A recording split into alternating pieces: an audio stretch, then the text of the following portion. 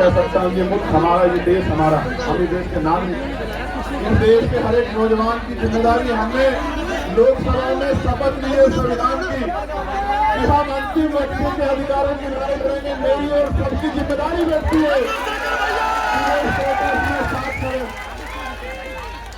आप महसूस करके देखो, देश की हर माँ चाहती है कि चंद्रशेखर आजाद और भगत सिंह पैदा हो, लेकिन हो पड़ोसी के हाथ क्योंकि उनको स्वागत देनी। और मैं फिर कह रहा हूँ ये देश आंदोलन से बड़ा है, ये देश आंदोलन से आगे बढ़ा है। इस देश ने आंदोलन से अंग्रेजों के पैर उखाड़ दिए थे और ऐसे ऐसे आंदोलन जो अंग्रेजों की भाषा बोलेगा, जो अंग्रेजों के रास्ते पे चलेगा, जो अंग्रेजों को अपना आदर्श मानेगा, उन सबके पैर भी ऐसे ऐसे आंदोलन उखाड़ देंगे जो आज तानाशाही कर रहे हैं। क्यों नहीं? मैं जानना चाहता हूं कि धर्मेंद्र प्रधान जी को क्यों नहीं जा रही आवाज, प्रधानमंत्री जी को क्यों नहीं जा रही आवाज, गृह मंत्री जी को क्यों नहीं जा रही आवाज, और वो सरकार किसका इंतजार कर रही है कि ये शख्स इस मंच पे बैठा है, ये शख्स जो है, जो एक वैज्ञानिक है, जो एक पर्यावरण का मित्र है, जो देश की धरोहर है, वो मर जाए, इस देश की बात का इंतजार कर रही है सरकार। क्या इंतजार कर रही है कि कुछ कौन सा आगे यहाँ पत्थर फेंक दे, डंडा चला दे, या कोई भीड़ आगे इस आंदोलन में हिंसा कर दे, ये आंदोलन बर्बाद हो जाए। मैं अपने साथियों कहूँगा बहुत सचेत होकर चलाने की आवश्यकता है। अब तक जैसे आपने चलाया, आपकी बहादुरी को हम लोग सलाम करते हैं। अब तक जैसे आपने चलाया, मैं आपकी बहादुरी को सलाम करता हूँ। और मैंने देखा इस तरपाल के लिए पैर पकड़ने पड़े भाई, इस तरपाल के लिए पैर पकड़ने पड़े यहाँ रुकने के लिए। लास्ट बार पहलवान बेटियों का आंदोलन हुआ था यहाँ मेरे, आज भी याद है, कैमरा है लंबा चला। उसके बाद दूसरा आंदोलन, और कहा गया मुझसे भी कल इन्होंने कहा इनकी टीम ने कि भैया 20 तारीख को कूच करेंगे हम लोग। 20 को ही करोगे पक्का?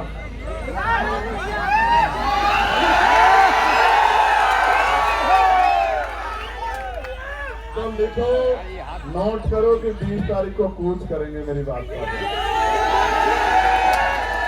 मैं 20 तारीख को ही आता, मेरा भरोसा करो, मैं 20 तारीख को ही आता। मैंने किसी को कहा भी नहीं आने के लिए, आप जानते हो, मैंने किसी से नहीं कहा कि आ जाओ, लेकिन इनकी वजह से आना पड़ा, इनकी वजह से आना पड़ा। मैंने इनसे कहा कि जाओ, उनसे कहो कि वो अनशन त्याग दे, देश को उनकी जरूरत है, युवाओं को उनकी जरूरत है। और इन्होंने कहा कि वो तो नहीं मान रहे। मैंने इनसे कहा मेरा संदेश देना कि उनका भाई इनसे कह रहा है कि त्याग दो, तो संदेश ये आया कि नहीं, वो नहीं छोड़ रहे अनशन। तो मैं आज इनसे नहीं कहूंगा अनशन छोड़ो, मैं बिल्कुल नहीं कहूंगा। मेरे आज भी याद है जब शहीद आजम सरदार भगत सिंह जेल में थे, उनके पिताजी चले गए एप्लीकेशन लेके अंग्रेजों के पास कि इनकी सजा माफ कर दी जाए। तो मुझे याद है शहीद आजम सरदार भगत सिंह जी के वो सब अपने पिता से जब उन्होंने कहा कि आज आपने मेरी पीठ में छुरा घोंपा है, जिनके खिलाफ मैं लड़ रहा हूं, आपने उनके आगे कमजोर पड़ने का काम किया, आज आपने मेरे आंदोलन को कमजोर किया, मेरे संघर्ष को कमजोर किया। तो मैं लड़ने वाला व्यक्ति, मैं इनका संघर्ष कमजोर नहीं करूंगा। अगर इनको कुछ होगा तो इसका खामियाजा इस सरकार को भुगतना पड़ेगा। मेरी बात को आप याद रखें। हमें इनको बनाने की जरूरत नहीं है कि ये अनशन त्यागे। देश की सरकार से सवाल पूछने की जरूरत है कि वो इस डिक्टेटरशिप को क्यों कर रही है। जो शिक्षा मंत्री पेपर नहीं बचा सकता है, वो युवाओं का भविष्य कैसे बचाएगा, इस बात का जवाब शिक्षा मंत्री जी को देना चाहिए। मैं फिर आपसे कह रहा हूं, ये आंदोलन युवाओं के भविष्य को बचाने के लिए, और मैं देश के हर एक युवा से कह रहा हूं, जब ये लड़ सकते हैं, जिनको नौकरी नहीं चाहिए, जिनको पेपर नहीं देना, तो आप भी लड़ सकते हैं। इसे इतना बड़ा करो आंदोलन को, क्योंकि ये लोकतांत्रिक व्यवस्था है, ये संवैधानिक देश है। जब आंदोलन बड़ा होगा, मैं गारंटी से कहता हूं कि सरकार झुक जाएगी। हमने पहले भी सरकार को झुकते हुए देखा। किसानों की शहादतें याद करते हुए मैं कहना चाहता हूं, किसानों को नमन करते हुए हमने सरकार को झुकते हुए देखा है। ये तो एक केंद्रीय मंत्री के पद से इस्तीफे की बात, ऐसे कितने ही मंत्रियों को लगातार इस्तीफे देने पड़ेंगे जब जनता खिलाफ हो जाएगी। मेरी बात को कुर्सी तो है। धर्मेंद्र प्रधान जी को मैं कहना चाहता हूं, सुनो भाई, कुर्सी तो है, आपका जनाजा थोड़ा ही है। अगर कुछ कर नहीं सकते तो छोड़ क्यों नहीं देते, क्यों करते रहते? अगर ये खलल डाल रहे, एक बार जो कह दिया जाए वो माना जाए, उसके बाद दोबारा कहना पड़े तो ये अनुशासन के बाहर। अगर आप कुर्सी पे बैठ के कुछ कर नहीं सकते, देश के युवाओं का भविष्य नहीं बना सकते, तो आप कुर्सी छोड़ नहीं देते सर। जब देश के युवाओं को आप जैसा शिक्षा मंत्री आई समझ में इन्हें करो एक बार साइड में। सवाल ये है, मैंने क्या साइड करिए। सरकार अगर 3 किलोमीटर की बात नहीं सुन रही है तो क्या 300 किलोमीटर की बात सुन सकती है? सरकार सुनना नहीं चाहती है, सरकार सुन के इग्नोर कर रही है। जवाब दो। उनको लगता ये है कि ऐसी अफीम चाट रखी है लोगों ने, कितने दिन याद करेंगे। और ये सच भी है, ये सच भी है। मैं बहुत कड़वी बात कह रहा हूँ। जिनके बच्चों के लिए यहाँ लड़ा जा रहा है, वो माँ बाप घर में इसलिए बैठे हैं कि उनके बच्चों से कोई सवाल उनके बच्चों के फ्यूचर पे ना जाए। आपके बच्चों का फ्यूचर है ही कहाँ भाई?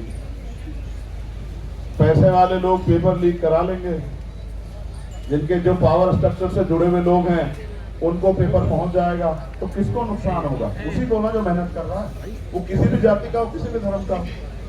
तो ये फिर न्याय भी, ये अवसर की समता, निष्पक्षता कहाँ बची? मैं तो उन बहादुर बहनों का भी धन्यवाद करता हूँ, उनके हौसले का भी धन्यवाद करता हूँ जो डटी हुई। जहाँ नौजवान घर में बैठ के रील देख रहा है, वहाँ मेरी बहादुर बहनें आंदोलन कर रही है। मैं दिल से धन्यवाद। 20 तारीख को आओगे नहीं आओगे बताओ?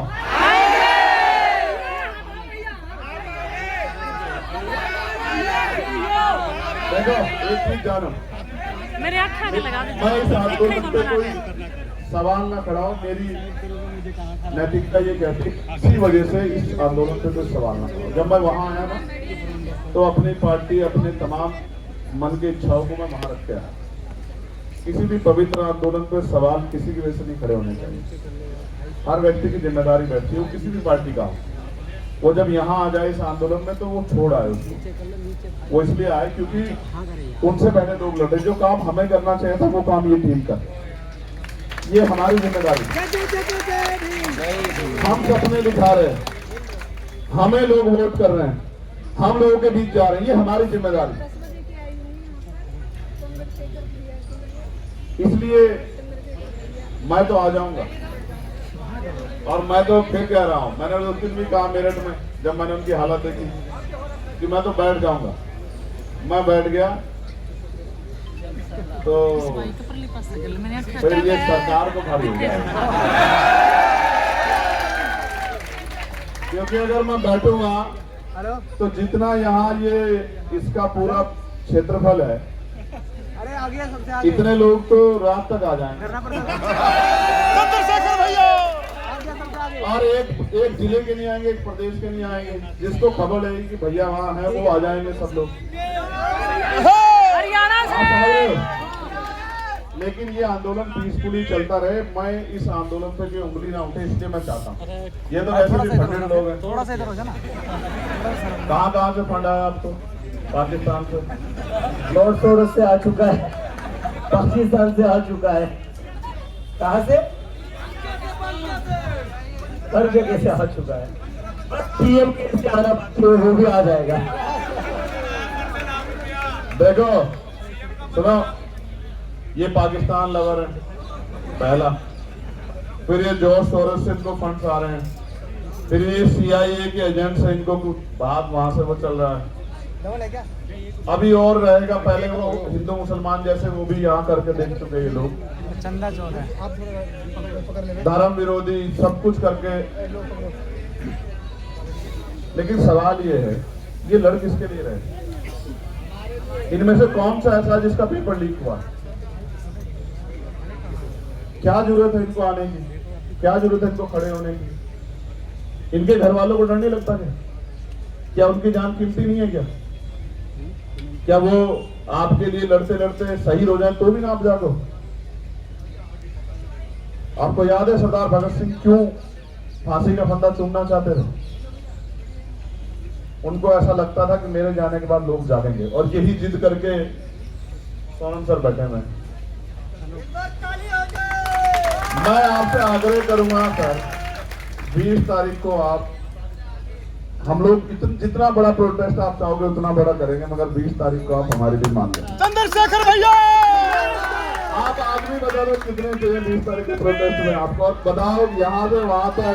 चंद्रशेखर भैया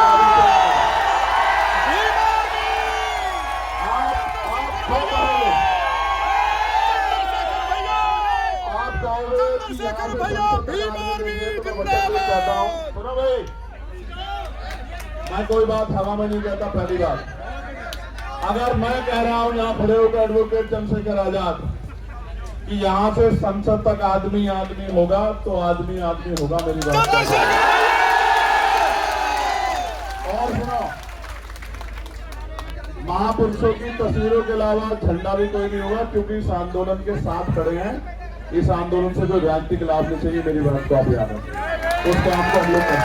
बताओ सर, इसको तय कर दो। आप बताओ सर, आपका कंसर्न बहुत जरूरी है। 20 तारीख को आप हमारे मान लोगे ना? 20 तारीख को जो आप कहते हो हम करेंगे। आप बताओ, आप हमारे मान लो। देश को जरूरत है।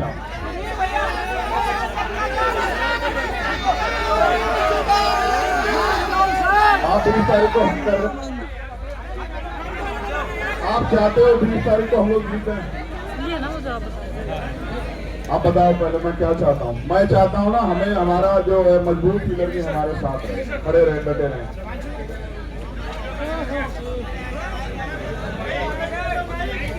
फिर हम विजय भैया का डांस भी देखेंगे यहाँ 20 तारीख की शाम में।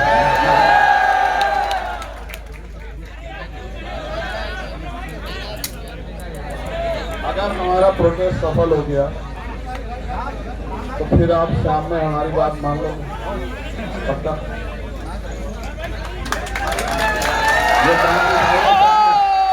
मुझे डांस करके दिखाएगा सामने। देखो 20 तारीख को प्रोटेस्ट होगा तो प्रोटेस्ट होगा, और ऐसा प्रोटेस्ट होगा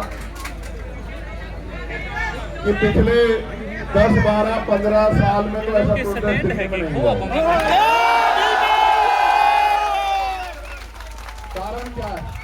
कारण क्या? ये जिनके लिए लड़ रहे ना, उनको भी नहीं पता कि उनके लिए लड़ रहे। यहाँ तो मीडिया बहुत कुछ तय कर देता है।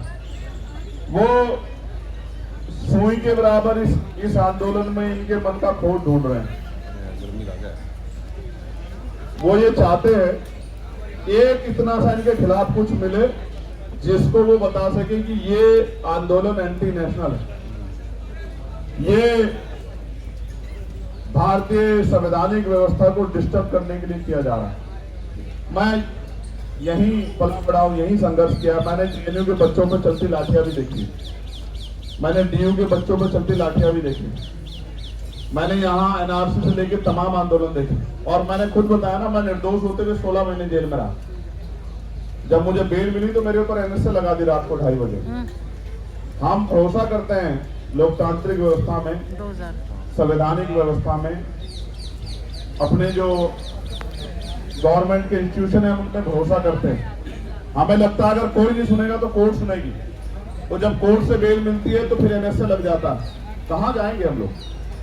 हम यही आंदोलन कर सकते हैं। और जिनको लगता है आंदोलन से कुछ नहीं होता, मैं आपको फिर कह रहा हूँ, 2 दिन पहले हम लोग मिले थे, मैंने इनसे कहा था कि आप मानो मेरी बात को कि बहुत कुछ होगा, बहुत कुछ होगा, बस आप डटे रहो। और मैंने इनसे कहा कि 20 तारीख तक डटे रहना।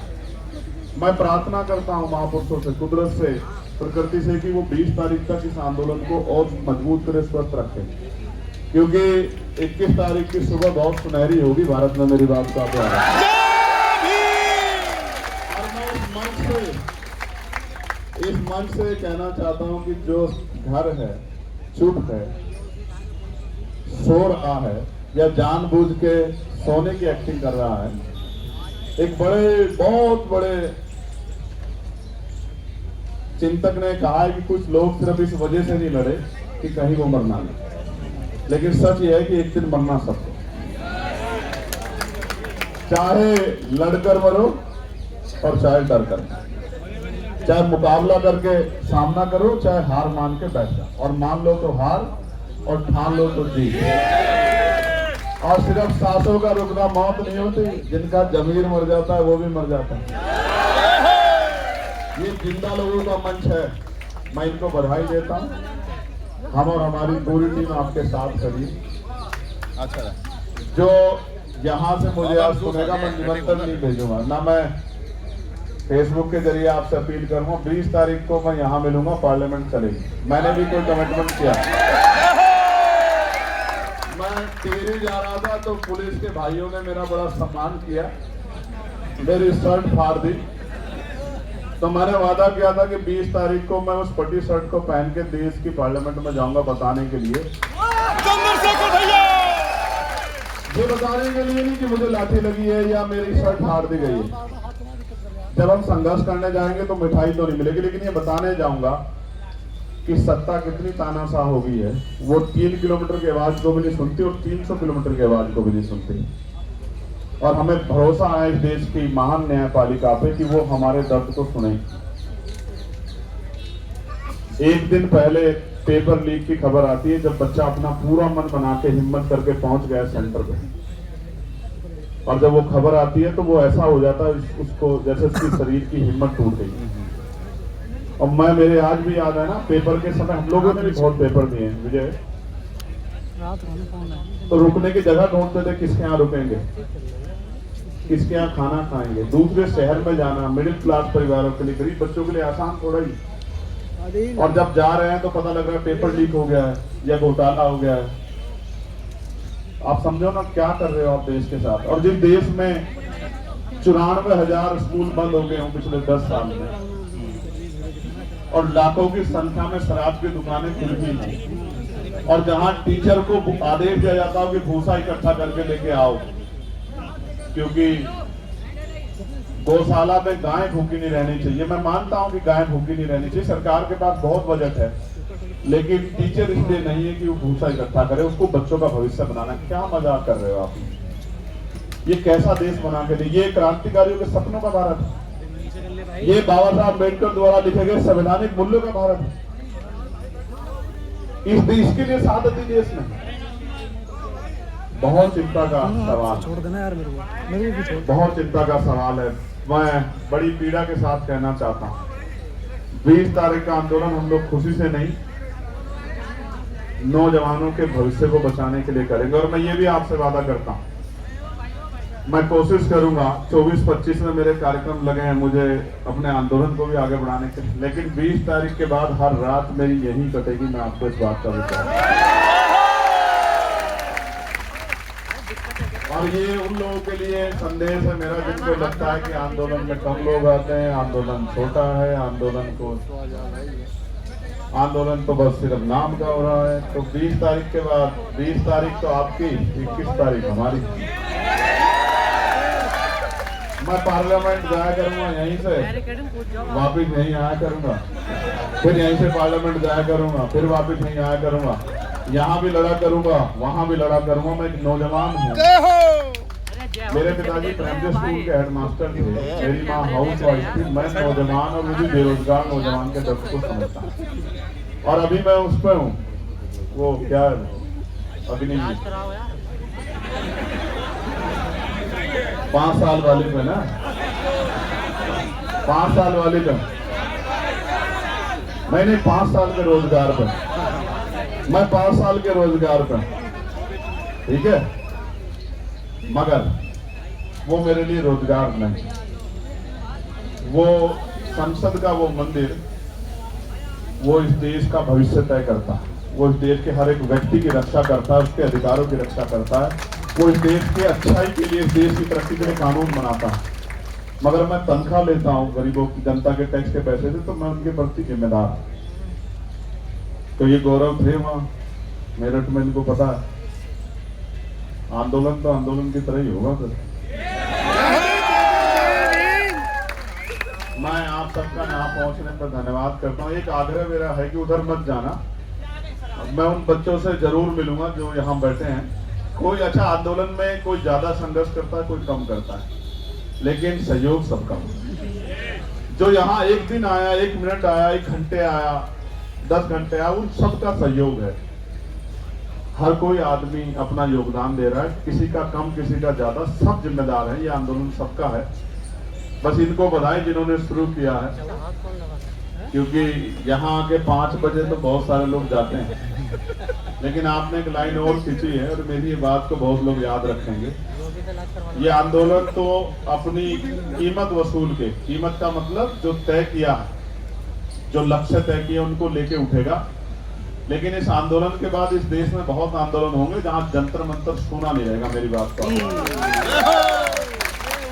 चाहे वो कर्मचारियों के हों, नौजवानों के हों, किसानों के हों, क्योंकि आदिवासियों के हों, दलितों के हों, पिछड़ों के हों, देश के किसी व्यक्ति के हों, महिलाओं के, जंतर मंतर सुना नहीं रहेगा। क्योंकि आपने एक लाइन खींची है, 5 बजे की लाइन को आपने क्रॉस किया है। जब आपने क्रॉस कर दिया तो बहुत लोगों के रास्ते खोले। मैं आपका धन्यवाद करता हूँ।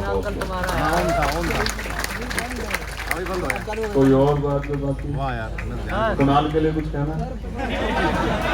किसी को रोस्ट करना है? कहाँ अहमदाबाद जाओगे?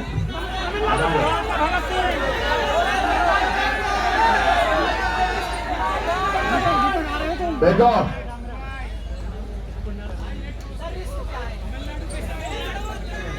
रिश्तो है, तमिलनाडु रिश्तो है, नहीं कोई ऐसी दिक्कत नहीं है। अभी तो हम इतने लोग बैठे हैं, कहाँ जो तमिलनाडु जाना। देश जब तक इस देश का संविधान हमारे साथ खड़ा है, जब तक इस देश का संविधान जिंदाबाद है, मजबूत है, बाबा साहब ने कहा था आदमी भूखा रह सकता, अपमानित होकर नहीं रह सकता। जब तक नौजवानों में स्वाभिमान, सम्मान है और उसको पाने की चाहत है, अपने अधिकारों की रक्षा करने की चाहत है, तब तक थोड़ा ही कुछ बदलने वाला। तब तक तो ऐसे कितने शासक आएंगे, कितने धूल चाटेंगे, कितने जाएंगे। कौन परमानेंट है यहाँ? कौन परमानेंट है? तो आती जाती रहती है। जिसके घमंड में हो, जिसके घमंड में कुचल रहे हो, क्यों नहीं सुनाई दे रहा आपको? 17 दिन में नहीं सुनाई दिया। मुझे तो ऐसा लगता है हुकूमत इंतजार कर रही है कि इनको कुछ हो जाए, क्योंकि देश के लोग 2-3 दिन जागेंगे, उसके बाद फिर सो जाएंगे और बाकी काम जो है हमारा महान मीडिया कर देगा। वो तो समझता हूँ सरकार के आधार पर, क्योंकि मैंने तो अपनी आंखों से देखा किसानों के आंदोलन को। 13 महीने सड़कों पे, उन पर चलती हुई लाठियां, उनका बहता हुआ खून की शहादतें मैंने अपनी आंखों से देखी, और एक शब्द नहीं कह पाए देश के प्रधानमंत्री उनके लिए। बस आरोप तो लगाते थे कि खालिस्तानी है, फंड आ रहा है, अमेरिका से आ रहा है। ये आरोपों के बाद कोई सच्चाई की होती है आपके पास? कि हमने ये जांच की, मैं हाथरस गया था, 100 करोड़ की फंडिंग की चंद्रशेखर आजाद को इस आंदोलन करने के लिए। मैंने कहा 1 रुपए की साबित कर दो, जीवन में कभी सड़क पे नहीं दिखाई दूंगा। और नहीं साबित कर पाओ तो माफी मांगना मुख्यमंत्री जी। कुछ भी नहीं, इतने निष्ठुर लोगों ने आरोप लगाया, उसके बाद कुछ भी नहीं, फिर सुबह शाम कोई। इसलिए आपसे कह रहा हूं, इस आंदोलन पे भरोसा करो, इस आंदोलन को ताकत दो, आके जुटो, काम से आओ, फिर आओ, लेकिन इस आंदोलन में हिम्मत दो कि जो लोग लड़ रहे हैं उनकी हिम्मत कम ना हो। मैं आप सबका बहुत बहुत धन्यवाद करता हूं। मेरी बहुत सारी मंगल कामनाएं, ये आंदोलन का कामयाब हो। जय भीम, जय भारत, जय संविधान। आप सबके लिए बहुत बहुत मंगल कामनाएं कि इसकी अपेक्षा आंदोलन के उसके लक्ष्य वो पूरे हों। बहुत बहुत धन्यवाद।